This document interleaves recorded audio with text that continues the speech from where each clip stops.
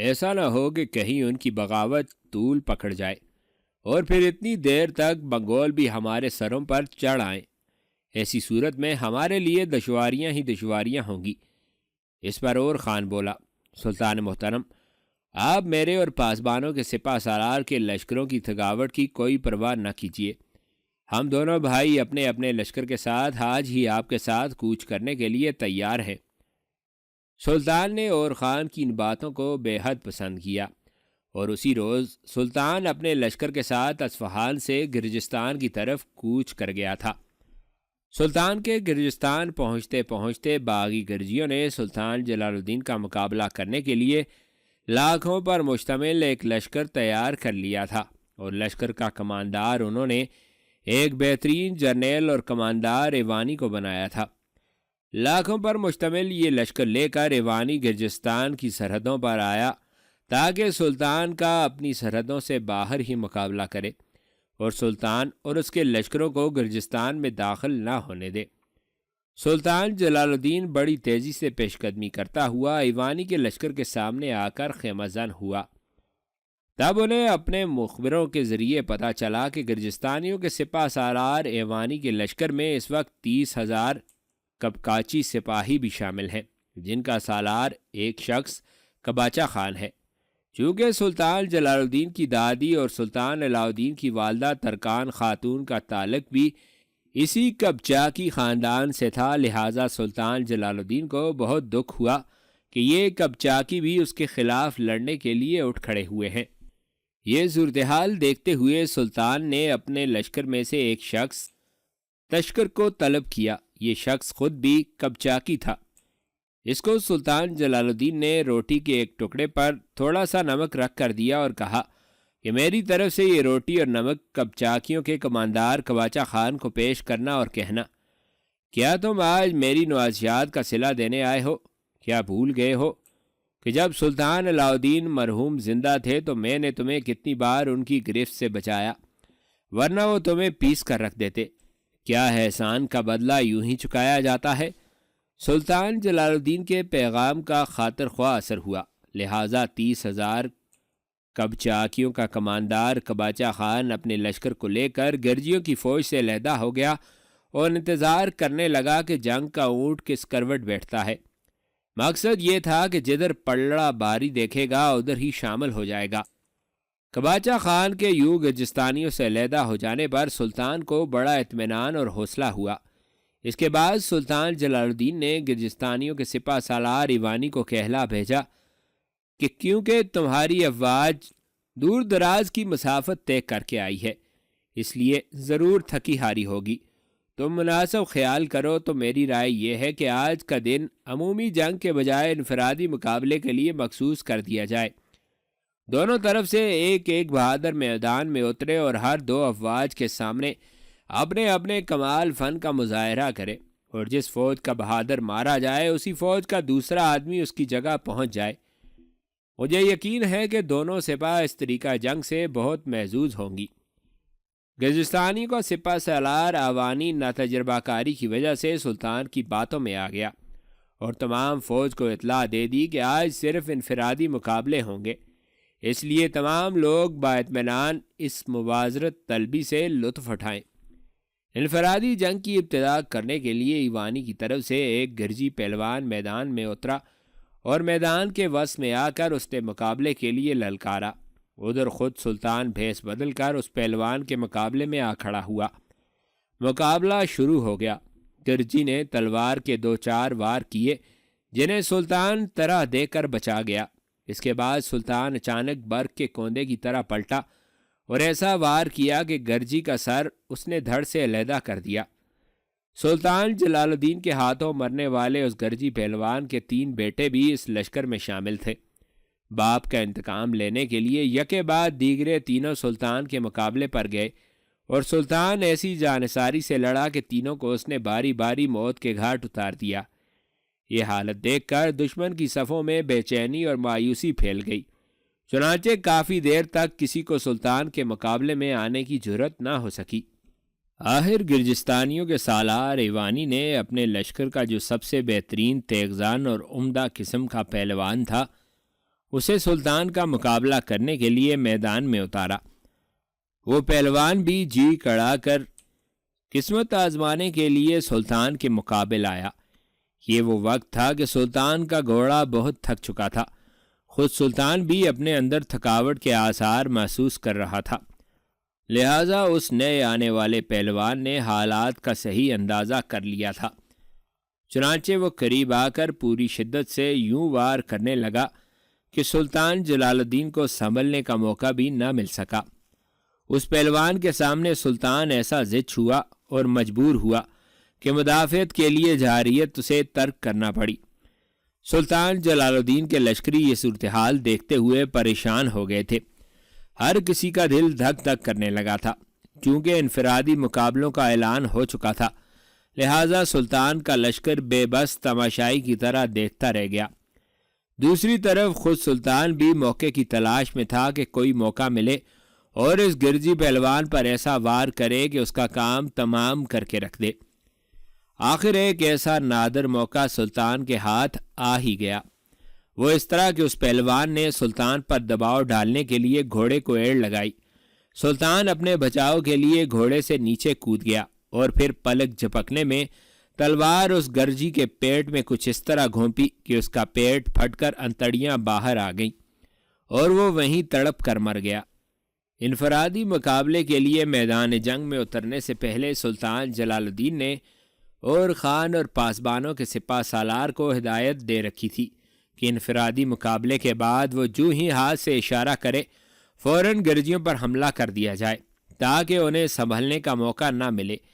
جب تک انفرادی مقابلہ ہوتا رہا اور خان اور پاسبانوں کا سپہ سالار بڑی بے چینی اور بیتابی سے سلطان جلال الدین کے اشارے کے منتظر رہے۔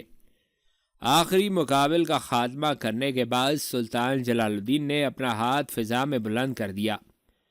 سلطان جلال الدین کا ہاتھ فضا میں اٹھنا تھا کہ اور خان اور پاسبانوں کے سپہ سالار کی سرکردگی میں سلطان کا لشکر ہر قدم پر ٹھوکر کھڑی کر دینے والے طوفان کی طرح حملہ آور ہو گیا۔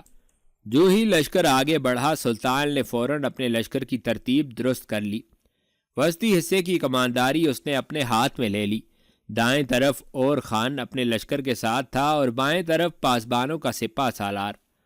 لگتا تھا گرجستانیوں کا سپہ سالار ایوانی بھی اس اچانک حملے کے لیے تیار تھا، اس لیے کہ جو ہی سلطان جلال الدین کا لشکر حرکت میں آیا ایوانی بھی اپنے لشکر کو حرکت میں لا چکا تھا۔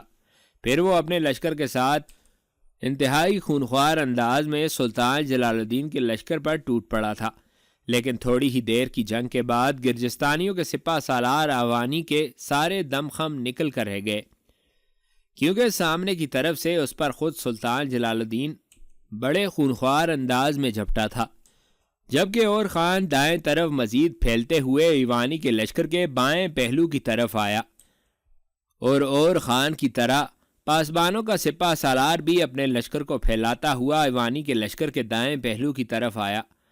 پھر وہ شام غریبہ میں شعلوں کی بیتابی کی طرح گرجستانیوں پر نازل ہوا۔ گرجستانی اور ان کا سپہ سالار ایوانی تین اطراف کے اس تیز اور خوفناک حملے کو برداشت نہ کر سکے، لہٰذا میدان جنگ سے بھاگ کھڑے ہوئے۔ سلطان جلال الدین کے مقابلے میں گرجستانیوں کی یہ بدترین شکست تھی۔ پوری شدت اور طوفانی ترکتاز کی طرح سلطان جلال الدین نے بھاگتے ہوئے دشمن کا تعاقب کیا اور ان میں سے اکثر کو اس نے موت کے گھاٹ اتار دیا۔ بہت کم لوگ اپنی جانیں بچا کر کوہستانی سلسلوں میں بھاگ نکلنے میں کامیاب ہوئے تھے، ورنہ سلطان جلال الدین نے گرجستانیوں کے لشکر کی اکثریت کو تہہ کر دیا تھا۔ اس طرح ایک بار پھر سلطان جلال الدین گرجستانیوں کو اپنے سامنے زیر اور مغلوب کرنے میں کامیاب ہو گیا تھا۔ گرجستان کے باغیوں کو شکست دینے کے بعد سلطان جلال الدین نے آگے بڑھ کر اپنے لشکر کے ساتھ گرجستان کے مرکزی شہر طفلس میں قیام کر لیا تھا۔ چنگیز خان کا بیٹا چغتائی خان سلطان جلال الدین کے ہاتھوں شکست کھانے کے بعد سمرقند کے نواح میں اپنے بچے کچے لشکر کے ساتھ پڑاؤ کیے ہوئے تھا۔ اس دوران اس نے اپنے مرکز قراقرم سے کمک طلب کی تھی، جس کے جواب میں قراقرم سے ایک بہت بڑا لشکر چغتائی کی مدد کے لیے بھیج دیا گیا تھا۔ اس نئے آنے والے لشکر کی تعداد اتنی بڑی تھی کہ یہ تعداد میں اس لشکر سے دوگنا تھا جو پہلے چغتائی کے پاس تھا۔ اس لشکر کی آمد کے بعد چغتائی نے سلطان جلال الدین پر ضرب لگانے کے لیے اپنی تیاریاں مکمل کر لی تھیں، اور جس روز سمرقند سے کوچ کرنے والا تھا اس سے ایک روز پہلے جس وقت وہ اپنے خیمے میں بیٹھا ہوا تھا، اس کا ایک مخبر اس کے خیمے میں داخل ہوا۔ اسے دیکھتے ہی چغتائی نے بڑی بے چینی اور بڑی بےتابی میں پوچھا، کیا تم کوئی اچھی خبر لے کر آئے ہو؟ اس پر وہ مخبر چغتائی کے سامنے آ کر رکا، پھر اپنے سر کو خم کرتے ہوئے کہنے لگا، خان، میں یہی بری خبر لے کر آیا ہوں کہ جرجان کے کوہستانی سلسلے کے قریب اور خان اور پاسبانوں کے سپہ سالار نے ہمارے سردار الغ خان اور اس کے لشکر کو بدترین شکست دی ہے۔ گو الغ خان کے لشکر کی تعداد اور خان اور پاسبانوں کے سپہ سالار کے متحدہ لشکر سے کہیں زیادہ تھی، پھر بھی اس جنگ میں الغ خان کو بدترین شکست ہوئی۔ الغ خان کے لشکر کا ایک بہت بڑا حصہ اور خان اور پاسبانوں کے سپہ سالار نے تہہ تہہ کر دیا ہے، اور الغ خان اپنے بچے کچے لشکر کے ساتھ بڑی تیزی سے سمرقند کی طرف بھاگ رہا ہے۔ شکست کی یہ خبر سن کر چغتائی کا سر غم اور افسوس پہ جھک گیا تھا۔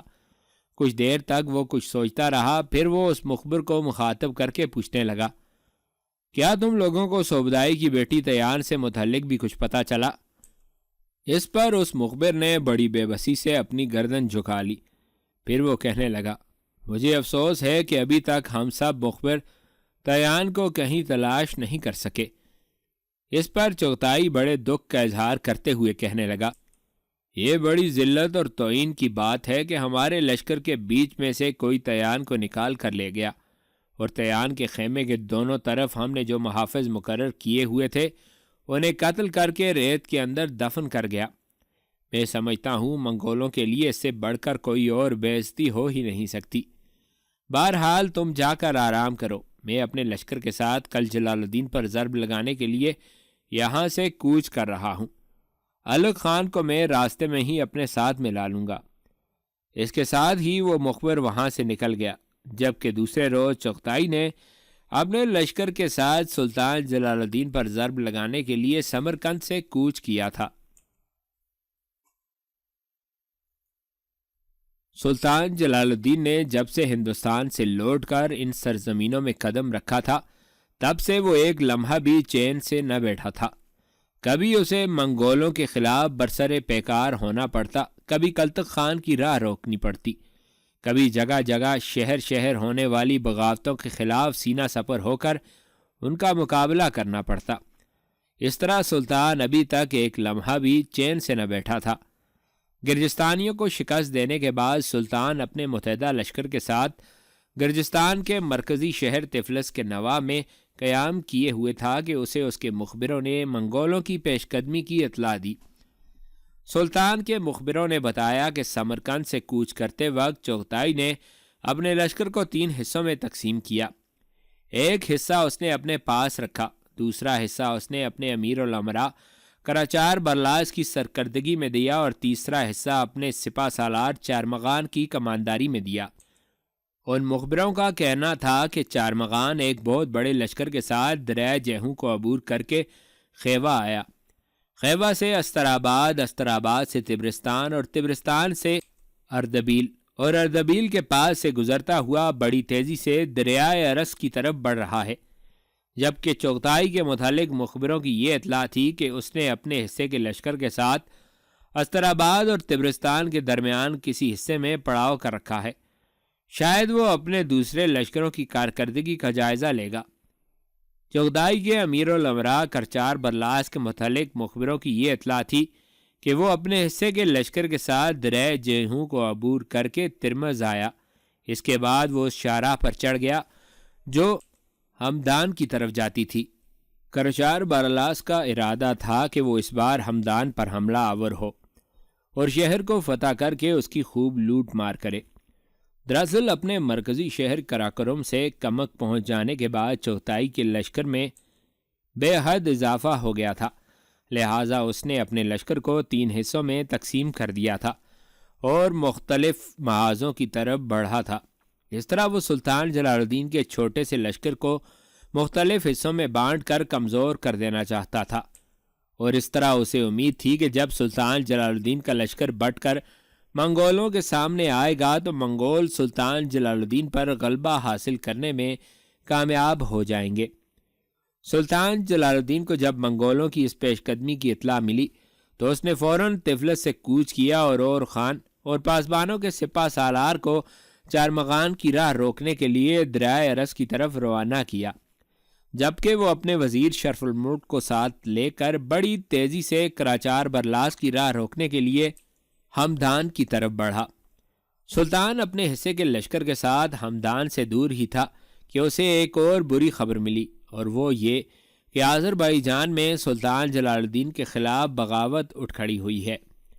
بے شمار باغیوں نے ایک بہت بڑا لشکر تیار کر لیا تھا، وہ مراغہ کے مقام پر جمع ہوئے تھے اور اب تبریز پر حملہ آور ہونے کے متعلق سوچ رہے تھے تاکہ تبریز سلطان سے چھین کر اپنے قبضے میں کر کے سلطان کے مقابلے میں ایک ناقابل تسخیر قوت بن جائیں۔ سلطان جلال الدین کو جب اس بری خبر کی اطلاع ملی تو اس نے اپنے لشکر کا ایک حصہ علیحدہ کیا۔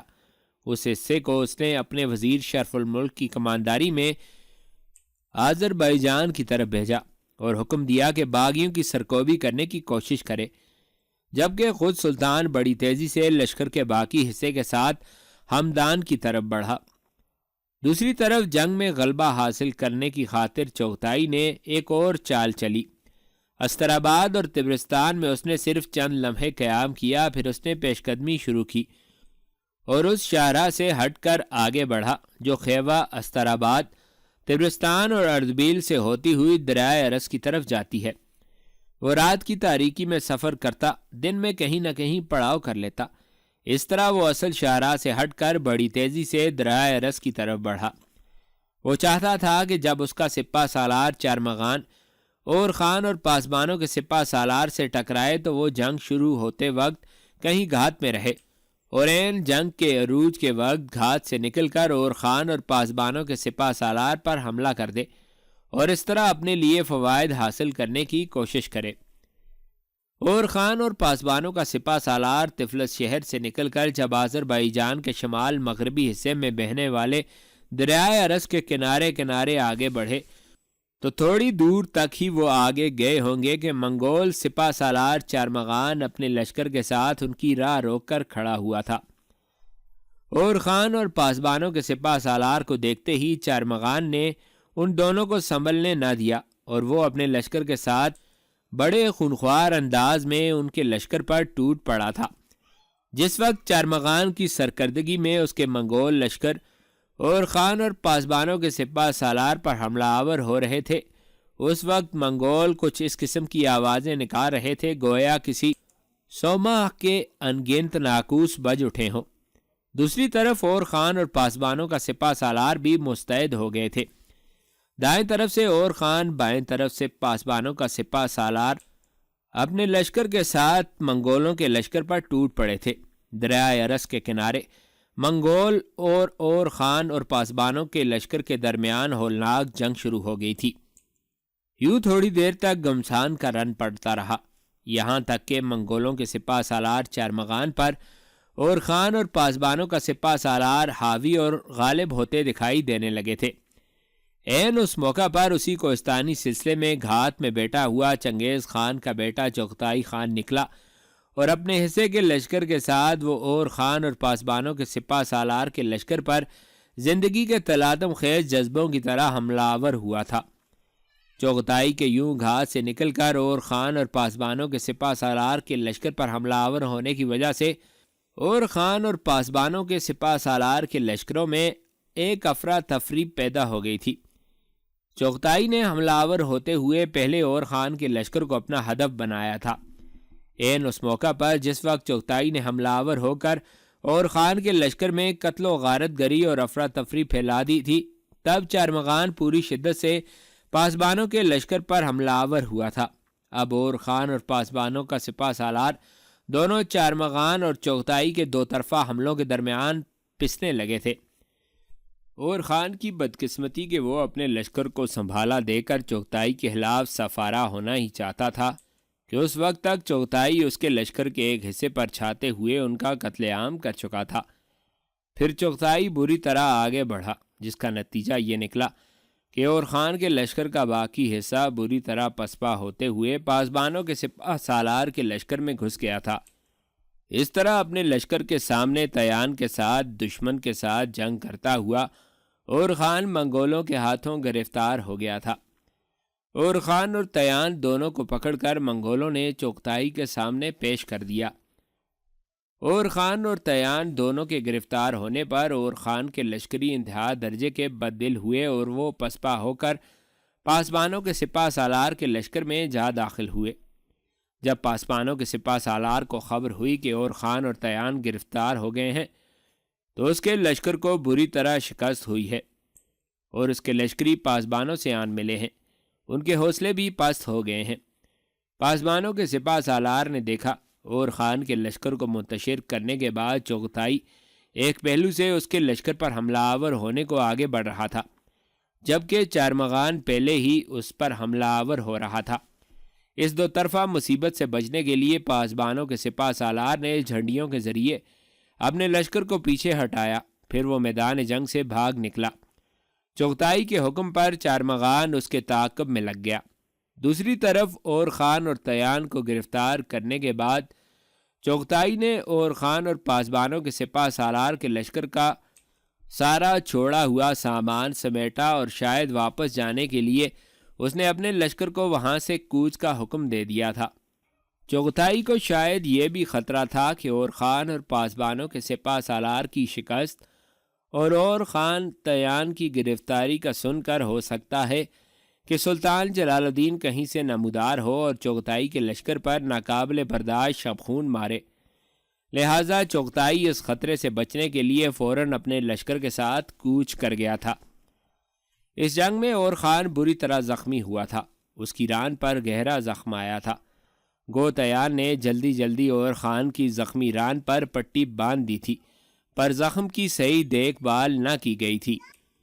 تاہم چغتائی نے وہاں سے کوچ کیا تو اور خان کے ہاتھ پاؤں رسیوں سے باندھ کر اسے ایک لاش کی صورت میں اس کے گھوڑے پر ڈال دیا گیا۔ تاہم تیان کے ہاتھ پاؤں نہ باندھے گئے تھے، اسے اسی کے گھوڑے پر سوار رہنے دیا گیا۔ اس طرح منگولوں کے پہرے میں دونوں کو چغتائی شاید اپنے ساتھ سمرقند لے جانا چاہتا تھا۔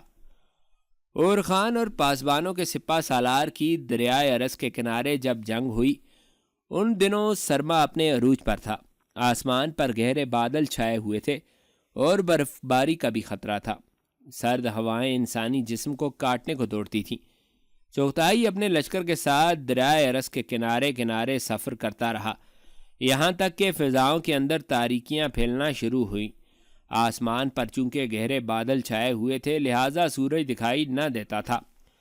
تاریکیاں پھیلنے کا مقصد یہ تھا کہ سورج غروب ہو چکا تھا۔ اور خان ایک لاش کی صورت میں اپنے گھوڑے پر پڑا تھا اور تیان بیچاری اپنے گھوڑے کو اس کے ساتھ ساتھ رکھتی روتی ہوئی اپنے گھوڑے کو ہانکے جا رہی تھی۔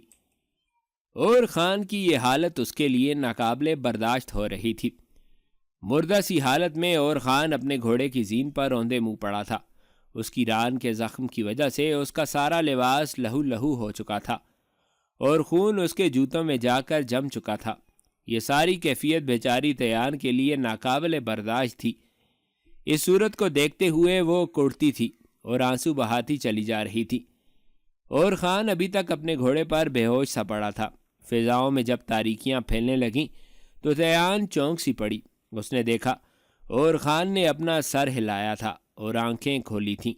اور خان کی یہ حالت دیکھتے ہوئے تیان نے اپنے گھوڑے کو آگے بڑھایا اور اپنا ہاتھ بڑھا کر اس نے اور خان کے سر پر رکھا اور اپنی انگلیاں اس کے بالوں میں بڑے پیار سے پھیرنے لگی۔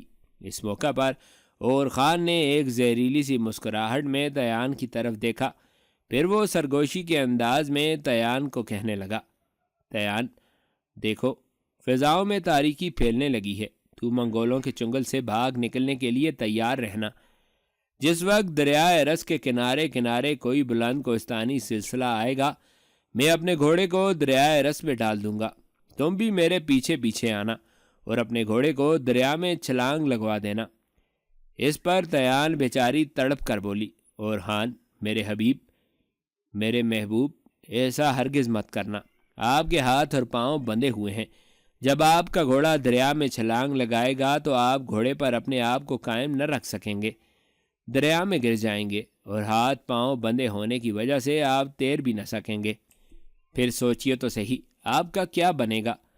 اس پر اور خان نے اپنے ارد گرد آنے والے منگولوں کی نگاہیں بھجاتے ہوئے پھر کہا، دیکھ تیان، تو فکر مند نہ ہو، جس وقت مجھے منگولوں نے گرفتار کیا تھا میں نے اپنے بندر کو گھوڑے کی خرجین میں ڈال دیا تھا، میرا بندر ابھی تک خرجین میں ہی دبکا بیٹھا ہے، میں اسے باہر نکلنے کا اشارہ کرتا ہوں، اس وقت میرا بندر عین میرے گھٹنے کے قریب ہے، میں اپنے گھٹنے سے ہی اسے اشارہ دے سکتا ہوں، اور پھر تم دیکھنا وہ چپکے سے نکل کر میرے ہاتھوں کی طرف آئے گا، پھر میری انگلیوں کا اشارہ پا کر وہ بڑے رازدارانہ انداز میں میرے ہاتھوں اور پیروں کی رسیاں کاٹ دے گا۔ دیکھ تیان، میرے گھوڑے کی وہ خرجین جس میں ضرورت کا سامان ہے اس کا منہ بندھا ہوا ہے، میرے گھوڑے کو دریا میں کودنے کی وجہ سے اس خرجین میں جو چیزیں ہیں ان میں پانی نہیں داخل ہوگا، اس کے علاوہ میرے گھوڑے کے ساتھ جو بستر بندھا ہوا ہے وہ بھی چمڑے کی چادر میں لپٹا ہوا ہے، لہٰذا وہ بھی پانی میں بھیگے گا نہیں، تمہارا بستر بھی چمڑے کی چادر میں لپٹا ہوا ہے، ہاں تم اپنے گھوڑے کی ان خرجینوں کا جن میں تمہارے کپڑے ہیں ان کا منہ اچھی طرح بند کر لینا، تاکہ جب گھوڑے دریا میں کودیں تو سامان بھیگنے نہ پائے۔ دیکھ تیان، اپنے گھوڑے کو میرے قریب رکھنا اور میرے اشارے کی منتظر رہنا، میں تھوڑی دیر تک بندر کو خرجین سے باہر نکالوں گا اور اس وقت تک گہری تاریکی ہو جائے گی اور میرے آگے پیچھے اپنے گھوڑوں پر سوار منگول بندر کی اس کارروائی کو بھی نہیں دیکھ سکیں گے۔ یہاں تک کہنے کے بعد اور خان لمحہ بھر کے لیے رکا، تھوڑی دیر اس نے غور سے تیان کی طرف دیکھا، پھر وہ چاہت بھری آواز میں کہنے لگا، دیکھ تیان، تو ایک سپاہی کی بیوی ہے اور ایک سپاہی کی بیوی ہو کر تو روتی ہے، اپنے آپ کو سنبھال، اپنے آنسو پونچھ، اس لیے کہ جو کچھ ہمارے ساتھ ہوا ہے ایک مجاہد اور سپاہی کی زندگی میں ایسے حادثات کی قدم قدم پر امید کی جا سکتی ہے۔ اور خان کی گفتگو سے تیان نے اپنے آنسو پونچھ لیے تھے، اسے کچھ حوصلہ ہوا، اس کے چہرے پر ہلکی ہلکی مسکراہٹ نمودار ہوئی، پھر وہ اپنے گھوڑے کو بالکل اور خان کے قریب لا کر آگے بڑھنے لگی تھی۔ تھوڑا سا آگے جا کر جب تاریکی گہری ہوئی تو اور خان کو شاید مزید یاد آیا اور وہ تیان کو مخاطب کر کے کہنے لگا، دیکھو تیان، میں تھوڑی دیر تک بندر کو نکالوں گا اور اپنی کارروائی شروع کروں گا، میں تمہیں یہ کہنا بھول گیا تھا کہ تیان، جب تو اپنے گھوڑے کے ساتھ دریا میں چھلانگ لگائے تو ایسا کرنے سے پہلے اپنی ڈھال کو اپنی پیٹھ پر باندھ لینا، تاکہ جب ہم گھوڑوں کو دریا میں ڈالیں اور منگول ہم پر تیر اندازی کریں تو ان ڈھالوں کی وجہ سے ہم ان کے تیروں سے بچے رہیں۔ میں بھی دریا میں چھلانگ لگاتے وقت اپنی پیٹھ پر اپنی ڈھال کر لوں گا۔ اس کے بعد اور خان خاموش ہو گیا اور خاموشی سے وہ آگے بڑھنے لگے۔ تھوڑی دیر بعد جب فضاؤں میں تاریکی گہری ہو گئی، ہاتھ کو ہاتھ سجائی نہ دینے لگا اور منگول ایک دوسرے کے گھوڑوں کی طرف دیکھتے ہوئے آگے سفر کر رہے تھے۔ تیان چونک سی پڑی، اس نے دیکھا اور خان کا بندر چمڑے کی خرجین سے نکل کر اور خان کے ہاتھوں کے قریب آیا، اپنے بندھے ہوئے ہاتھوں کو اور خان نے حرکت دی اور پھر اپنی انگلیاں بندر کے سر پر لگاتے ہوئے اس نے اسے مخصوص اشارہ کیا۔ یہ اشارہ ملنا تھا کہ بندر فوراً حرکت میں آیا اور جس رسی سے اور خان کے ہاتھ بندھے ہوئے تھے وہ اس نے لمحوں کے اندر اپنے دانتوں سے کاٹ کر نیچے پھینک دی تھی۔ اپنے ہاتھ آزاد ہونے پر اور خان نے پھر بندر کو اشارہ دیا، یہ اشارہ ملتے ہی بندر چپکے چپکے اور خان کی رانوں سے لپٹتا ہوا نیچے اترا، پھر ٹانگوں کی طرف گیا اور جس رسی میں اور خان کے پاؤں بندھے ہوئے تھے اسے بھی اس نے اپنے دانتوں سے کاٹ کر پھینک دیا تھا۔ اس کے بعد بندر چپ چاپ عجیب سے رازدارانہ انداز میں اور خان کے آگے آ کر بیٹھ گیا تھا۔ یہ ساری کارروائی تیان دیکھ رہی تھی اور دل ہی دل میں خوش بھی ہوتی جا رہی تھی اور اس کے لبوں پر مسکراہٹ بھی پھیلتی جا رہی تھی، جبکہ منگول اس ساری کارروائی سے بے خبر رات کی تاریکی میں آگے بڑھتے جا رہے تھے۔